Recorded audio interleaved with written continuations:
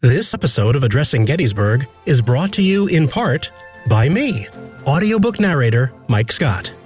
Narrator of Savis Beattie's Bloody Autumn, the Shenandoah Valley Campaign of 1864, and Unlike Anything That Ever Floated, The Monitor and Virginia and the Battle of Hampton Roads. If you are an author or publisher interested in having your titles produced as audiobooks, or even just in learning more about the process, give me a shout. You can find my contact info on my website, MikeScottVoice.com. That's MikeScottVoice.com. Want the freshest cup of coffee in Gettysburg? Then visit Bantam Roasters, formerly 82 Cafe at 82 Steinway Avenue. They roast all of their coffee in-house, and they have a full coffee bar to keep you caffeinated during your trip. Visit them at www.raggededgerc.com for their menu and shipping options for all of their freshly roasted coffee. Use promo code Hancock for 10% off your order in the cafe. Enjoy historical stories on the History Fix platform. Explore movies, short films, and documentaries. Addressing Gettysburg podcast fans receive an extra $5 off the first year's annual subscription. Sign up at historyfix.com and use promo code Gettysburg. Every subscription includes a 7-day risk-free trial. Escape into history with History Fix. The 1863 civilians of Gettysburg were reluctant witnesses to the Great Battle. Join Ken Rich, the man in the red shirt, for his historic town walking tours. You could book these tours by emailing ken@gettysburgtownhistory.com. That's ken@gettysburgtownhistory.com. And when you're in town, look for the guy in the red shirt. And Civil War Trails. It's the world's largest open-air museum, and they offer over 1,300 sites across 6 states. Drive the Gettysburg campaign turn by turn, paddle to Frederick Douglass's birthplace, or hike to remote earthworks and artillery positions. Visit civilwartrails.org to request a brochure and explore their interactive map. Follow Civil War Trails and create some history of your own. You're listening to Addressing Gettysburg. Hello, everybody. Welcome to this episode of Addressing Gettysburg's Ask a Gettysburg Guide. A beautiful day here in Gettysburg. The last several days have been almost late September-like, but we're recording this in August. It's mid-August, barely. And it's been so beautiful. So if you didn't get a chance to get down here in August, you've really missed out. And let's rub it in your face. Okay, that's what we're doing.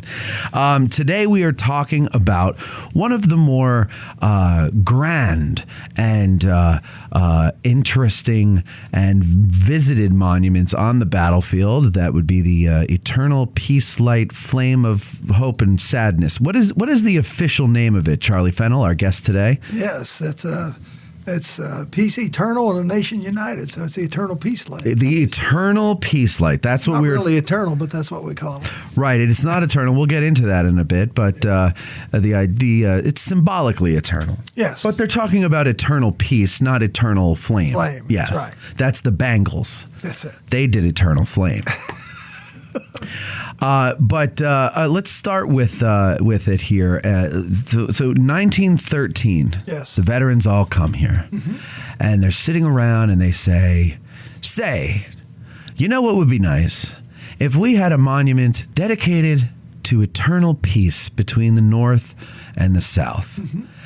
And it won't be for another 25 years, the 1938 reunion, where it's finally up and dedicated, correct? Correct. What took so long? World War I, the Depression, and World War II. Those things will get in the way. Yeah. Well, World War II hadn't started yet here with us. In Europe. Right. Okay. And so, so in the meantime, are they planning it, or does it just stall? Well, I mean, the genesis of it certainly started even before the reunion of 1913. They were trying to get a peace memorial somewhere on the field. I mean, the Pennsylvania Monument Commission was looking at it. Right. Massachusetts was also planning some kind of peace arch. They're going to put an arch over Hancock Avenue where it connects into the Taneytown Road. Really? Yeah, before they had the parking lot there for the the Cyclorama building. Right. So that was one thing they were talking about. But the 13 reunion brought them together. I mean, Andrew Cowan was one of the prime movers behind them. Is that of Cowan's battery fame? Yes. There, and he wasn't Chamberlain involved too. To some degree, though. Most of the correspondence I looked at was basically Cowan. Okay. Yeah, Cowan and Pennsylvania Monument Commission certainly was involved to a great degree. there. But they wanted to have like a peace celebration in 1912, but it just didn't pan out there. And then, of course, they were going to have laying a cornerstone in 1913. Woodrow Wilson was supposed to do it, but that was sloughed over too. So Cowan made a speech in which he mentioned having a Peace Light Memorial, and this got people talking. So I guess you could say really the ball started moving after the 1913 reunion. Now, do you know at that point was the gas the gas technology was there to do an eternal flame like we did? Yeah, of course there was. Yeah. So from the very beginning, it was going to have an eternal flame on top. Yes. Okay. And when they finally do get it up and dedicate it, it's in 1938 on July 3rd. Mm-hmm. FDR is there. He gives a speech. Right. How many veterans are there? 2,256. 2,256 in 1938. Yes. And how many spectators came? Because I know there's a big gap between estimates. Yeah, the low number is 250,000, the high number is 400,000.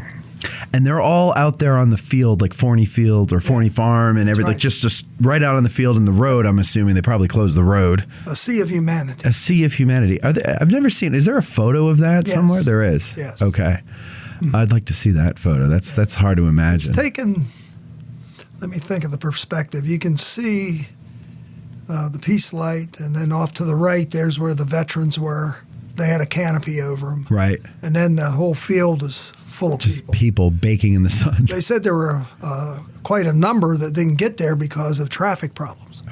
I bet. Yeah, they were bussing them in from who knows where. They stopped them from going to Gettysburg, and here's a shuttle bus to take you in. Oh, really? Yeah. That had to be a nightmare back then, because it's a nightmare now. It is. Nothing really has changed traffic-wise, But, I remember when I first started coming here in the 90s, there would be, because we would come on the anniversary weekend, and there would be traffic out every major artery into town. Yes. And then you would just sit in the traffic. Yeah. It's not that bad nowadays. No. I think it's because fewer people are coming, not because they've improved anything about traffic and lights and stuff. Maybe they did with the lights. I don't know. But so that had to be amazing back then to see that. So go ahead. Tell us anything interesting that strikes you about this monument here. Well, certainly the design is interesting. The base is Maine granite supposedly, and the shaft Alabama limestone. Mm-hmm. They did have to replace part of the lower part with granite eventually, but so something from the north and something from the south. I always tell Southerners, take a picture because you can show people you're on top of it. On the front, they have two women, supposedly, the north and south, getting together again. I always tell people the one with her arm out and shield is the victorious North. She's showing the direction the ladies are going to take, and the other one's the peaceful South. In her hands, grain, the ancient symbol of peace. And the eagle is a symbol of the Union, symbol of the country, and they're facing the future, which is the West. Right. So a lot of symbolism in that. And there's some inscriptions on it as well. Yeah. Most of them, the one is from FDR's speech, and the other is from Lincoln, I think, for malice to none, the charity for all. And there's also the one about the right, and God gives us to see the right and everything. Yes. Yeah. Yes. So they do have that on there as well. The original design was going to have some kind of, stuff about the battle all the way up the shaft, but of course, how are you going to see it? Well, not only that, but there's a cost involved. Oh, of course. Yeah, it's always cost. Yeah, so they went with a more simple design. Right. And then they lit the light. I forget the two guys that did it. I have it on my cell phone, but they were 91 years old. One was a Union vet, one was a Confederate vet. They pulled the cord and the flag fell down, and the flame was lit then, and everybody cheered. And they lit it like what? Like you do in the Olympics, where you go up to it and with a torch, or how did they light trampoline. It? Finally got up there. Yes. They got like a grill starter on it. Yeah, they had a little big light. Yeah. It's the first of its kind. But they lit it with a pilot inside, really. Right. Yeah, that's where it was. And so it wasn't as dramatic as the trampoline. That would have been fun to watch. Yeah, that would have been great. 90-year-olds jumping on a trampoline. It's nothing like it. Take that, man show. Yeah, so it was a big flame then. It was because gas was cheaper. Right. You know. So they made it a taller flame, is what you're saying? Yeah. Mm-hmm. It engulfed the whole urn. You could see it for miles around, really. Oh, okay. Yeah. You kind of can now, but you got to know where to look, and you got to squint, and you can sort of see it. But yeah. And forget it on a windy day, you can't see it at all. But still day, it's not. Now, so the monument is put up. Anything interesting that happens in its history after its after 1938? I mean, there's the big one in the 70s with the gas shortage, but anything before that? They had to repair it a couple times. Okay, from what? Well, from some of the stone was deteriorating, that sort of thing. They had to replace the sidewalks there. Probably the most interesting thing is that one of the visitors found a bag of moldy stuff, and then it was $54,200. It was a school teacher from New York. Found a bag of money? Yeah, laying right out by the piece. Why doesn't that happen to me? I know. I've been looking around there for years. I found a thing. I've been slowly tearing my house apart looking for the money the people that built it did, but there's nothing. Found, yeah. That's kind of interesting. He turned it in. I don't know if he ever got any compensation. The park had no claim to it. Right. So he turned it in. Yeah, eventually to the Secret Service. I always wonder if I found a bag of money, would I do the right thing and turn it in? Yeah. Absolutely not. Exactly. Yeah.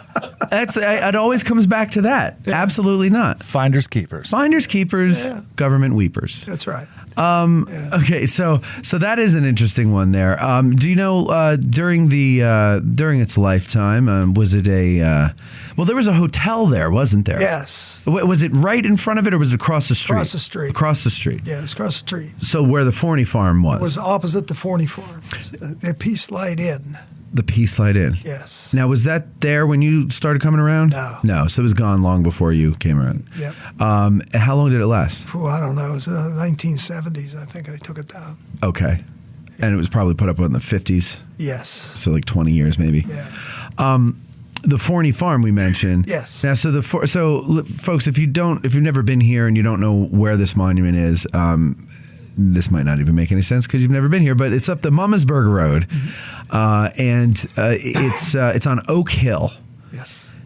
And it's visible from lots of points on the battlefield, so it's always a good thing if you can find it, especially from Little Round Top. It's you guys like to point it out to people to show them how far you've come from the beginning of the tour. I usually do that. Yeah. I've been to the Peace Light. Yeah. And that's a good way to do it because I think when you're in a car and you're driving around, you don't get an idea of the expanse of this battlefield until you go to Little Round Top and someone points out Oak Hill. Right. Or if you're on Oak Hill, you point out the Round Tops, and then you get a better idea from Little Round Top, I think. Yeah. Where was I going with this? I don't know. I don't know either. Save me, Charlie. Go ahead. Save something. Well, of course, we know the Peace Light, was there since 19. Oh, wait, I'm sorry. I remembered it. So I'm sorry I didn't interrupt you. No, that's good. Forney Farm. Yes. Across the Mummersburg Road from the Peace Light was the Forney Farm. Yes. And the farm buildings stood for a while, right? They were taken down, though, before the 50th anniversary. No, they were taken down right before the 75th. That's what I meant, 75th. Yeah, 38. Sorry. Yeah, the superintendent, I forget his name, but it might have been Coleman. He knew there'd be a lot of people there. Right. And the farm was in pretty bad shape. And he didn't want anyone going in there and hurting themselves. So the Park Service dismantled it. Right. They used to have some of the beams of the barn on display in the old visitor center. Was that the one that was up in the ceiling? Yeah, up in the ceiling. Where the cannonball went through. Cannonball went right through the beams. Oh, yes. Some of the original furniture was there. The Forneys live out on Hers Ridge now. Yes, and they have some of the original furniture from the farm. Oh, really? In their house. Oh, that's cool. Yeah, it is. It's pretty cool. Yeah. I guess they gave it to the park, and the park was going to get rid of it and said, well, we'll take it back when they were moving from one visitor center. Why would you get rid of that? I don't know. That's crazy. Storage. Yeah. My wife gets rid of all kinds of stuff that's important to me, but not to her. Yeah, I know. Yeah. That's the way my mother was growing up. Yeah. It was always, what is this? You don't even need this. Do you use this? And I go, well, I like it. You don't want it. You don't. And she throws it out. Yeah. So that's when the Forney Farm came down. So the Forney Farm was down before the 75th, and they never put it back up. Obviously, it's not there. Okay, so that was it. I just wanted to get that point in there for the audience to put a picture in their head. All right, and you were going to say something. I interrupted you. Well, that's okay. I mean, we had the problem in 1973 with the energy crisis, right? And so they decided to turn the gas off. Congress actually passed a bill that flames of that kind were illegal, except for the one over Kennedy's grave. Okay, so interesting. So from 1973 to 1978, except for a time in '76 during the bicentennial when they relit it, right? During the anniversary of the battle, it was off. Supposedly, the idea was that we wanted to light back on, and under the Carter administration, of course, Carter had a tour with a guide. He was a ranger at the time. Took him around. And he told about how it was kind of, bad that the light wasn't on. It's supposed to be on. Right. And so they put a light bulb up there. In fact, they put 250-watt light bulbs, sodium vapor, bright lights, there. So from 1978 to 1988, we had the only light bulb to piece. Yeah, I don't know about you, but I'm still going to therapy. It's just too exciting for me to bear. The peace bulb. The peace bulb. What they fail to realize is that the flame has a certain dynamic. It has a living quality. Yes, it does. That the veterans really admired, and that's what essentially attracted Kennedy's attention as well. Well, yeah. To the peace light. So get into that a little bit, Kennedy and that whole story. Yeah, there's a lot of conjecture whether the peace light inspired the flame over his grave. We know that he was very impressed, at least his wife, with a flame similar in France. Okay, so that maybe put the seed in his head. Okay. When he came to the peace light and got the story about this living testimonial. That was March 31st, 1963. Okay, of course, November 22nd, he's dead, and he must have talked about this, with his family and friends, and so they wanted a peace light over his grave as well, and it's designed on the one in France. His grave. Yeah, the peace light there. Yeah. But I asked Teddy. About it, and he said, we think that the peace light was the one that inspired the flame over our brother's grave. You asked Teddy Kennedy. Yeah. I was like, who the hell's Teddy? Okay. Well, Teddy, Teddy. Yeah. So you gave Teddy a tour? I did. And he, you asked him about that? Well, I told the story, and I said, "Is that right?" And he said, "That's what we say in our family." Oh, well, that's good enough for me then. Yeah. If the Kennedys go around saying, it's from Gettysburg, then, then that's good enough for me. Yeah. Where's the shivers? So I think it's a cooperation between the two, the one in France and, of course, the Sure. Yeah. I mean, it seems that after he died, Jackie got on the phone pretty quick knowing that she wanted to get this for the grave. Right. So yeah, I think so. Yeah, so it's something that must have been talked about. Yes. Yeah. Jacob Sheets, did he ever tell about, did they have a conversation in the car where he might have pointed to it and said, there's a famous photograph of him pointing out the peace light from the car. Mm-hmm. Jacqueline and the president are looking at it while he's explaining the significance of it. Right. Pretty much what we're doing here. Yeah. Yeah. So. What do you like to tell people about it when you go there? Well, pretty much what I've already said. I like the. All right, we'll talk to you all later. I like the peace bulb. I tell them, and then they decided to put the flame back on in 1988. Yeah, much smaller, of course, because gas is more expensive now. Sure. I guess the flame. I was reading some article here I have, and it said that the cost of the flame was like $6,000 a year back in the day. And it could fuel 20 family homes, could heat 20 family homes. Okay. And so the justification of turning it off was, energy crisis. Right. Energy. Sure. Yeah. Yeah. And so that's why they turned it off. Don't go reminding people about that now, because then they're going to start screaming to turn it off again. You know? Well, Columbia Gas provides the gas. For free? Yes. Ah, very nice. Okay. Well, there you go. So the park doesn't have to pay for it anymore. No, They better be for as much as I pay them every month. Seriously, I know. And they actually contributed money they had major restoration of it here a few years ago. Yeah. Where they actually did the landscaping. Right. Didn't they end up having to replace like the entire gas line for it too? I think did. there was, yeah. Yeah, they did. Yep. Yeah. And so that had to take the wires out of it. So that gas is what pumped in. I mean, is it basically the same gas everybody else is getting, right? But it's probably got its own line. Yeah, of course. The original one had like three or four connectors. So if one line failed, they could still get gas. Good. Yeah. Have we ever had it? I think we have had it blow out from strong winds. Yes. Right? Yes. Within the last few years, if I'm not mistaken. And then they had to do something inside, fix something inside. So they had to turn it off for that. Mm-hmm. And so it was off for several weeks there. I wonder if tourists got very upset because it was off, because they love to come here, and the time they came here it was off, and they got very bent out of shape like they do with Little Round Top. Bent out of shape as they're getting over closing Little Round Top. I'm telling you, man. Yeah. I know. Okay, so let's give them some details about who the designer was and how some stats. Give us some stats. Oh my gosh, I can't remember stats. I had to write it down. Here, let me see. That's the new piece light. We want the old one here. Okay, the light. The old one. Yeah, well, the old one. The new one's new. Okay. Flame. So you want the original piece light? Let's Gotcha. go the original. The old. Right. How's that sound? The old flame. Yeah. Let's see what I got here. The cost was a little over $60,000. All right. To do it. And one of the things I like to point out to people, if I have the time, which I generally don't, is that there's 7 states contributed money. The government gave a little bit. Okay. But most of it was done through donations. First state to contribute to this concept was Virginia.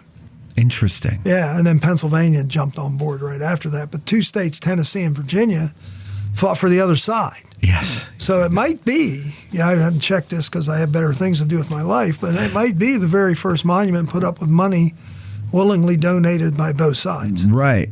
Have you heard about another one, guys? Mike and Eric? Another one what? Another monument that was put up with money donated by both sides? Before the peace line. Yeah. I can't think of one. I can't think of one because I can't think of one after. Is there one after? I don't know. Sure there is. Let's call it the only one. I'm sure there is one. I wonder if the Philadelphia Brigade Association contributed money to the Armistead statue in Richmond. Oh, because they were at the dedication. Well, that's true. Which statue? The Lee Monument in Richmond. Oh, wait, the one that they the Lee I think that one's down now. Yeah, the Lee List Monument. Yeah. So Union troops were part of that? Yeah. There was a sizable contingent from the Philadelphia Brigade Association that went to that. Oh, this is why we must learn history, folks, so that we don't go tearing things down willy-nilly. They were upset. Yes. Because they did not want to march in a column behind the Confederate flag. I wouldn't blame them. They were very upset when they got down there and found out that's what was going to happen. Well, what the hell did they think was going to happen? Come on, Philadelphia Brigade. Use your head. Yeah. No, okay, so that one down there. But here on the battlefield, well, the Philadelphia Brigade, didn't they put up the Armistead? Yeah. So... But nobody from the South contributed to the Armistead marker. No, so then that would not count. Yeah. So as of now, until someone can correct us, the Peace Light is the only monument here at Gettysburg with funds from both sides. Michael? Look forward to the YouTube comment section. Oh, yes, my God. Look forward to the YouTube comments. We just opened a can of worms. Yeah. Well, I mean, Maryland. Yeah. Well, I was thinking of that. Yeah. But Maryland is in and of itself both sides. But it's not like Maryland and New Jersey got together. Why would New Jersey shell out money for? Well, exactly. They don't even shell out money to fix their own roads. No, they don't. No, they don't. So it's kind of a national monument where the Maryland monument should be state. Yeah. Now let me ask you this: did I'm sure the South loved it, but did the Northern veterans have a problem with the Northern Rock being under the column of Southern Rock? No, I don't think so, because the foundation of the nation is granite. and is north. Is the north is what I see what he's saying. Okay. Yeah. Okay. So I don't think I didn't So the read north is anything. holding up the south. Yes. Not the south is sitting on the On north. top of the Yes. north. Okay. Okay. Now that makes more That's sense. what makes history exciting because Yes. you can interpret it any way you want. Yes, you can. Yeah. So I think The more you know of it, the better your interpretation would be. right. The less you know, you would have a stupid interpretation like I just did. So there you How go. stupid it is. Oh, Mike, just mute that, please. Yeah. So just on the side, Mike. Is Charlie there? All right. So who's the designer? Paul Philippe Cret? Cret. Cret. Yes. And what's his story? He's a French guy. yeah. He's from France. He's done a few monuments before this one. Yeah, I don't know that much about him other than he's from France and he did monuments. They took some designs for the peace light from Europe, and the one Romans put up this big column. There was one in France, and so and that's where they got the idea, of having the story twirl up the shaft. Oh, okay. Yeah. But anyway, so yeah, and they got a different guy to do the bronze. Okay. Laurie, I think's his name. Yeah, and he did. Lee Laurie. Yep. That's Yes. it, yeah. And he did the bas relief of the two women. Yes. Yes. And he did the bronze up top, I guess. He did. Yeah. Yep. Okay. Yeah. And what else, Charlie? What else? Well, Those are all the things I know about it to ask you. So now you're on your own. well, the height of it, for those who want to know, is 40 feet. Okay, that was the other thing. from ground to the top of the urn is 47 feet 6 inches. Okay. Yeah. The height from the base to the shaft is 40 feet 2 inches. Height of the urn is 4 feet 3 inches. Width of the monument base is 85 feet. The depth of the monument base is 42 feet. There you go. And I'm sure you're all going to remember that. And I've never used that on a tour in 37 years ago. Nor have I ever had a question asked me. I've never had that question. Well, that's the fun of coming on this show. Yeah, that's right. You get down to the nitty gritty. Yeah. Did you have to learn about it did you have to learn all that stuff for the exam that you recall? Well, I imagine they do today. Yeah. Those days we didn't have quite the amount of information. I think I heard somebody told me that I think he was became a guide when you did back in those days. All you had to do was be able to spell Gettysburg. That would be tough on me. I was the worst speller in my advanced English class. Is it Gettysburg or Gettysburg? I say Gettysburg. Yes. Yeah, I say Gettysburg. Why? Because that's the way I was taught. Yeah, me too. And the people around here say that too. Yeah, the only people around here that say Gettysburg, I suspect their families have been here for forever. Yes. And I think either that's the way they used to say it, and now the whole area and the nation just calls it Gettysburg. Right. Because there's a lot of transplants that come here. And Well, supposedly the family pronounces it Geddes. Yes. Yeah. But It's a family is Geddes. do you go to Getty gas station or Getty gas station? That's a different family. There's no S on Clearly it it. is. Yeah. Clearly it is. The S makes all the difference Yeah, it does. to them. Yeah. Okay, so I just wanted to clear that up. Yeah, so Okay. Is that all you got, Charlie? I don't know. Because, we're talking about a monument here. It just stands there, ladies and gentlemen. It's not like it gets into a battle. It's not a regiment we're talking about. It's a monument. So Okay, so I mean, it is the only one that's like partially animated. yeah, it is. It is. It's the only one that does something. It's one of the only living monuments on the field. It really is. Yeah. And that's what I think. Jimmy Carter was one of the guiding lights behind being relit. Relit. And that's what he kind of forgot about the dynamics of a flame versus a light bulb. Right. People don't sit around and roast marshmallows over a light bulb. So They just don't do it.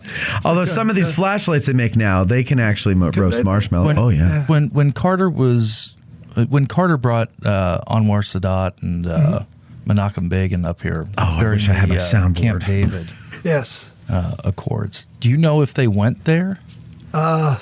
I feel like that would be something that he would take them to, but I've never seen I never saw a picture. photos of it that I'm The guy aware you have to ask Right. is Bob Prosperi because he was doing the tour.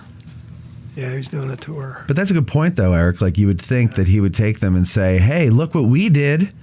We have a monument now to our peace. Maybe you two can get your heads out of your asses. He made the big mistake of not taking them to Hershey Park and getting them hugs and kisses. That's what he should have done. He says 40 miles off, roughly. His heart was in the right place. He's Just almost wasn't there. Thinking. But most of the pictures you get is when they're on the Confederate line by the guns. Yeah. Yeah. Artillery. Right. And that's where they get it. So it was Carter was what 76 to 80. Yes. So it went out in 80 or 78, Mm-hmm. and then So you're saying that he wanted it to be relit. Yes. Who got in his way? Because if it was another 10 years before they. Oh, you mean for gas? Yeah. Yeah. Well, the whole energy crisis situation. So electricity was much cheaper. So are you saying that he was just lamenting the fact that they couldn't make it gaslight? I think he wanted to show the country an alternate energy source. You don't need to have a flame. Because like you say, everybody comes and sees it. Yeah, okay. So if you want to promote alternate energy, this would be some way of doing it. And no one liked it. Most of the locals did. Yeah. You know?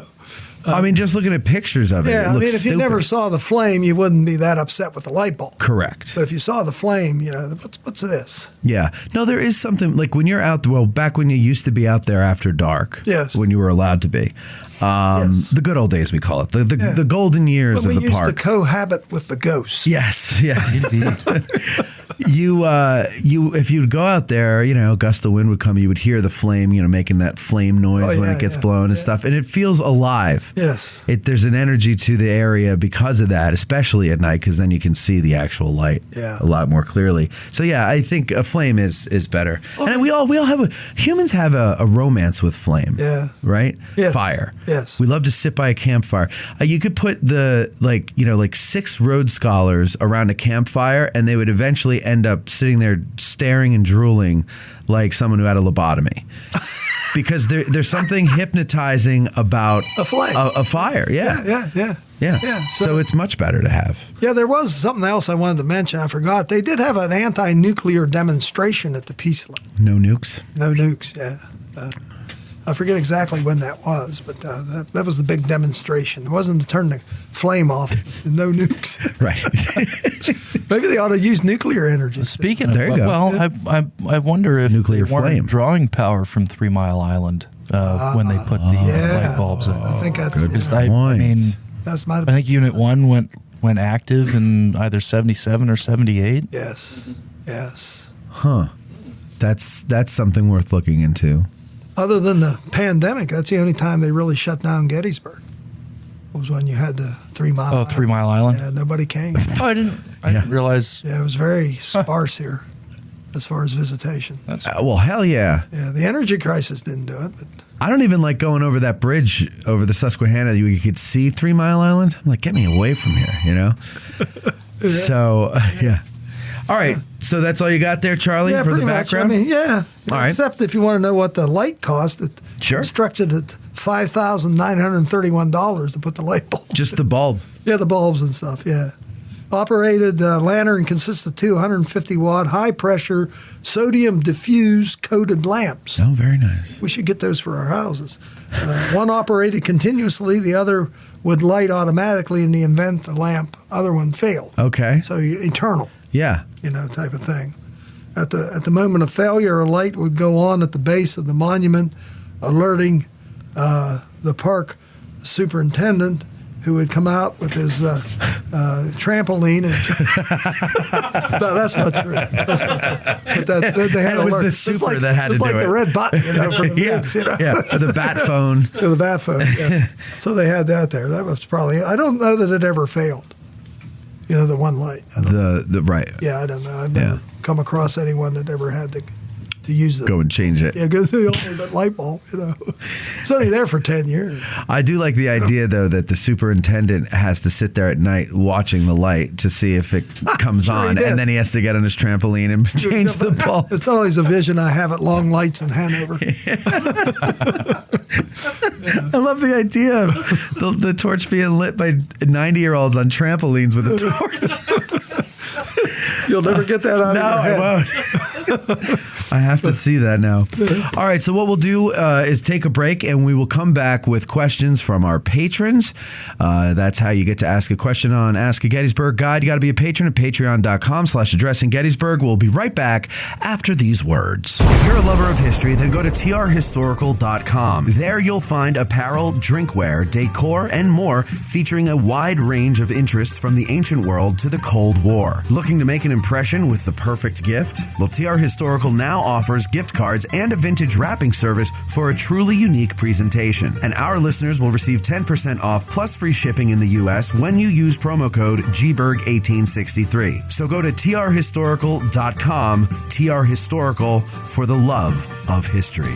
Seminary Ridge Museum and Education Center, Gettysburg's premier museum, is housed in the historic Lutheran Seminary building constructed in 1832, a witness to the first day of battle. The museum's 3 floors of exhibits connect visitors to the dilemmas that led to the Civil War, provide a powerful and personal view of the battle's first day, and explore one of the battlefield's largest hospitals. No visit to Seminary Ridge Museum and Education Center is complete without a guided tour of the building's famous cupola, where on the eve of battle, officers and civilians saw thousands of Confederate soldiers' campfires burning to the west, and Brigadier General John Buford watched for vital federal reinforcements as fighting erupted on the morning of July 1st. Today, you can stand where Buford stood and discover how this view helped chart the course of the Battle of Gettysburg. Your trip to Gettysburg is not complete without a serious visit to Seminary Ridge Museum and Education Center, Gettysburg's premier museum. Purchase tickets online at seminaryridgemuseum.org or call 717-339-1300. To get tickets or a cupola tour, listeners may call or walk in and mention addressing Gettysburg, or by ordering online using the promo code AG1863 for 20% off. Seminary Ridge Museum and Education Center.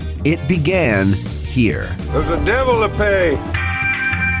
Our favorite bookstore in Gettysburg is For the Historian, located at 42 York Street. Isn't it, Eric? You're darn tootin', Matt. It's because they have the best selection of Civil War books in Gettysburg, both new and used, and online they have even more books to choose from. But Matthew, what if the Civil War is simply not my thing? Not a problem, my fine four-fendered friend. This is For the Historian, after all. They cover history from the ancient world to the 21st century with a strong selection of World War II and American Revolution books. It's astounding how they squeeze thousands of titles from Osprey, Savas Beatty, UNC Press, and more into their store. And it's also astounding how you and I both squeeze into our pants every day. Well, handsome, they have a warehouse too, and that's where they keep all those books that are available online at forthehistorian.com. And folks, if you go to forthehistorian.com now and order books until you're blue in the face, be sure you mention that you heard about them on Addressing Gettysburg in the Note to Seller box, and they will refund your shipping costs. What if I prefer to browse in the store and don't want to go online to get my book? Great question, Doodlebug. Just mention Addressing Gettysburg at checkout, and they'll take 20% off the retail price of your item. So go to forthehistorian.com, stop by 42 York Street, or call 717-685-5207. That's forthehistorian.com or 717-685-5207. You've heard us promote various ways that you can help us keep the show going, but one way we haven't pushed too much is our sutlery at addressinggettysburg.com/shop. That's a shame because we have designs over there by talented artists like Ty DeWitt of 1863 Designs and Mike Stretch of the Heritage Depot. So now we're promoting it. Buying shirts, hoodies, mugs, and other items from our sutlery not only helps us keep the lights on, but it also helps guys like Ty and Mike, and it helps spread the word about the show every time you wear an item or you sip from your mug.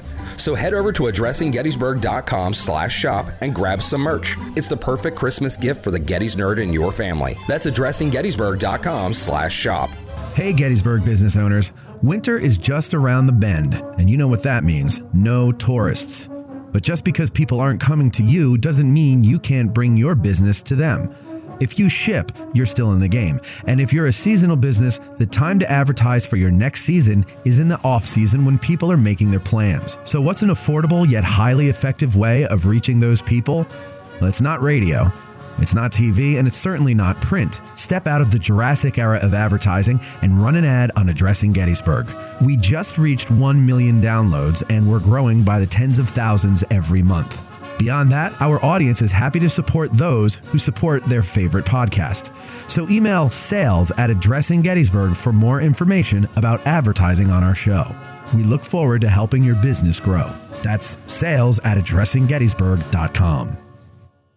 You're listening to the Addressing Gettysburg podcast with Matt Callery. All right, we're back with questions for Charlie Fennell about the Peace Light Memorial. These questions are submitted by some of our awesome patrons over at patreon.com/AddressingGettysburg. If you'd like to submit a question for our guides to answer and get exclusive content that takes a closer look at things related to Gettysburg, then please consider joining us on Patreon today. Our first one, we don't have a lot of questions here, ladies and gentlemen. This is going to be a short show.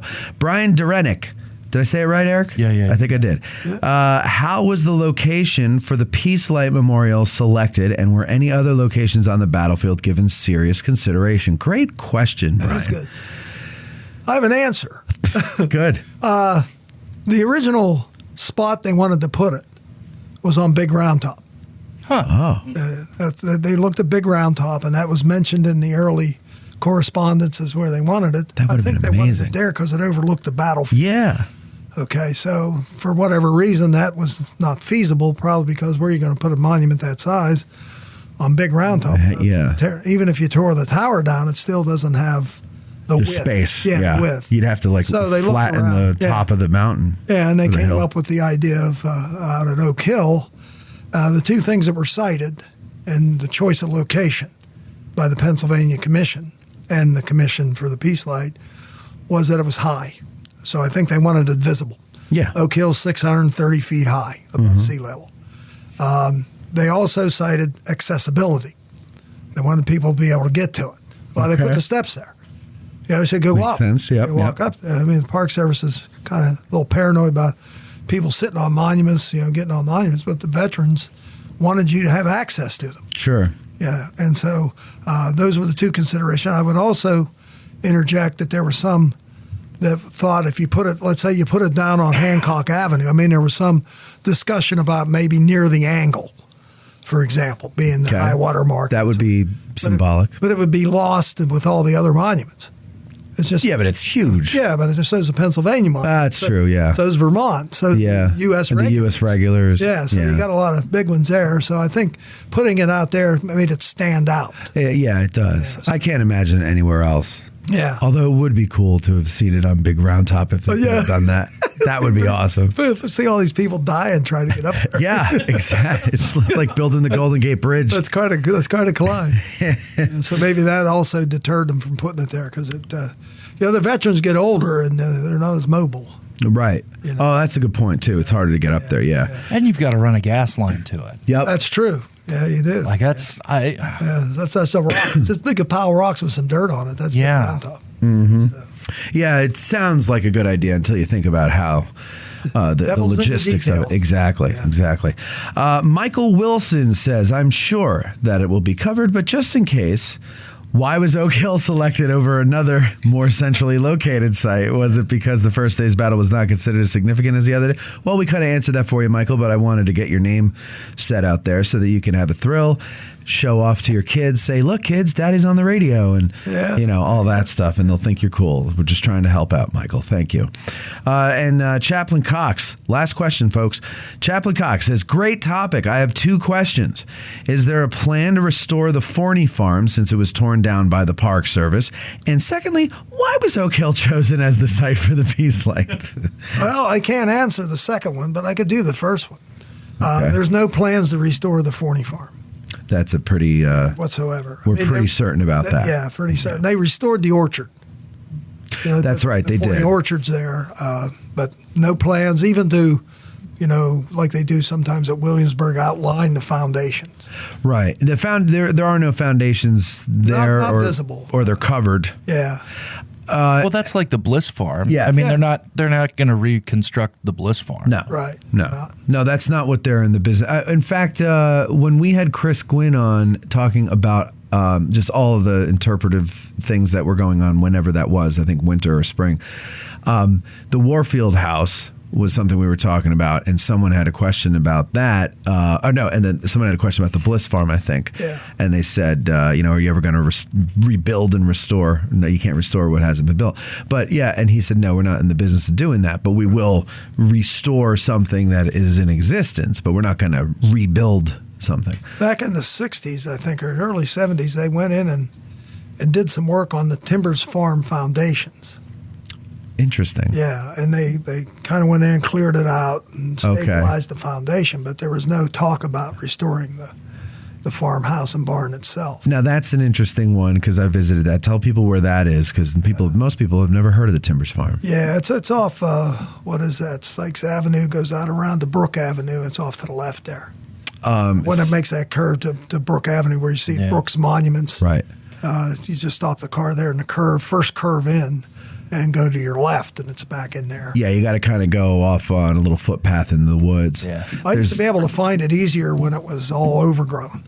I find it's a lot easier to find if you go winter, like in the spring. Oh yeah, absolutely. After we've had snow in the wintertime and all the tall grass has matted down. Yes, that helps. It's a little bit easier to find. Even in the winter might be a better time to go. Yeah. And you can go a more direct way, although it's going to probably be more tick infested. But if you just go through that gate at the top of the triangular field, sure, just go straight down, right, and then up again. Yep, and it's there. If you're standing at the 99th PA monument and you're looking due west along the edge of the Roses Woods, that next ridge line, right? It's on that next ridge line, relatively close to the tree line. Do you happen to know when the farm was there?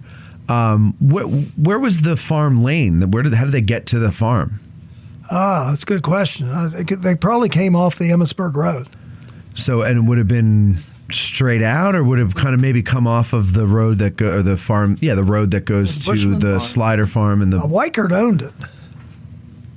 You know, that was a rental. Yeah, it was a rental. Right. So, if you look at a map, I've never really considered how they got there. Yeah. But I assume they tied it into the Emmitsburg Road. That's the closest major artery. Well, it's got to be. But my question is does it go? I don't know. My thing is old roadbeds. Well, farmers' lanes will go straight. Yeah. Unless there's an obstacle. And there wouldn't be any obstacles, so I would assume it just went straight. Just straight over. Maybe it went over and tied into the Bushman lane. Well, that's what I'm thinking maybe because the Slider Farm is also off of that. Yeah. Right. Correct. So maybe there was Mikey, you got any questions? Oh, wait, there's one more. I'm sorry. There's one more I didn't see the first time when I said there was no more. Brian Sullivan says, I was wondering what is the fuel, where is it stored, and how is it refilled? Thank you. So he's talking about the gas. Well, it's Columbia Gas, and they pump it. So it's stored in their big facilities. There's no tank. Yeah, there's no separate entity that fuels the Peace Light. It's just a natural gas line. Yeah, like your house. Twice a month they send a ranger over to Walmart to get a propane tank. Same thing you would use in your grill, and they just attach it. What is that, Blue Rhino? Blue Rhino. Yeah. Blue Rhino. Oh, yeah, right here's one of the tanks. That's because the North won the war. 21st century, the Eternal Light Peace Memorial, brought to you by Blue Rhino. Blue Rhino. Mike, do you have a question? Yes, I actually do. Go over to the microphone. All right. Grab it and ask. Okay. So why was Oak Hill No, never mind. We've already... I don't know. The commission that was in charge of this, did they actually have to purchase land to place the monument up there? Because I know that part of the battlefield is preserved relatively late compared to the others. Yes. Great question, Mike. And I think that was done through the Gettysburg Battlefield Commission, that they acquired that land. Yeah, and I'm not sure exactly when they did. I know the Peace Light was there. Peace Light Inn was there before, after the Peace Light was put in. And there was a guide Druid Deitch had his house sitting there. And you can still see where the access. And if you look at the picture with all that humanity, you see his house sitting there. Oh. It's like an island in the sea of humanity. So it was on the same side of the road as the Peace Light. If I remember correctly, they got that property just prior to the 1913 reunion. Yeah, I thought that's when they grabbed it. Oh, there it is. Oh, wow. Look at that. And I think picture. that was through condemnation proceedings. Yes. It's very possible. Wow. Yeah. Look at that. That is a lot of people. Yeah. I don't know if that's 400,000 though. No, I don't think. I mean, that's a high number. Yeah. It's like Pickett's charge. Is it 15,000 or is it 10? I mean, even the low number though is almost double the amount of people that were here for the battle. Yeah. That's a good point. Yeah, it's still a lot. Only 250,000. Yeah, that's right. I mean, in my experience here, I don't think I've ever seen any event where 200,000 people were all in the same place. I think the most was the 135th reenactment. I think it was like 150,000. Eric, do you remember? Yes. Like reenactors? No. Oh, total? Reenactors and spectators total. I don't know. I think they had something like 25,000 reenactors. Yes. Yeah, that was a huge amount. Spectators there were, though. Yeah. It was, I want to say 150. I don't know where I get that number from, but it's always been in my head. But I was there, and it was a lot of people, and it was over a large swath of land, and but yeah. All right, well, so those are all the questions that we have about the Peace Light. Sorry for those of you who like the hour and a half long episodes. We just, this is it. This is just your basic stuff here. But, that doesn't mean it couldn't lead to another episode that goes into more detail.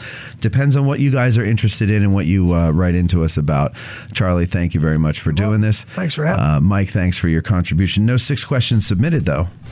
You know too much about this. You didn't have any questions? You don't know any? He brought his questions in person. There you go. That's exactly right. Hand delivered. Yeah. All right. And then that's it. Thanks to our patrons for writing in, and we will talk to you all next time. Thanks for listening. All right. Very nice. I like the ones that go quick.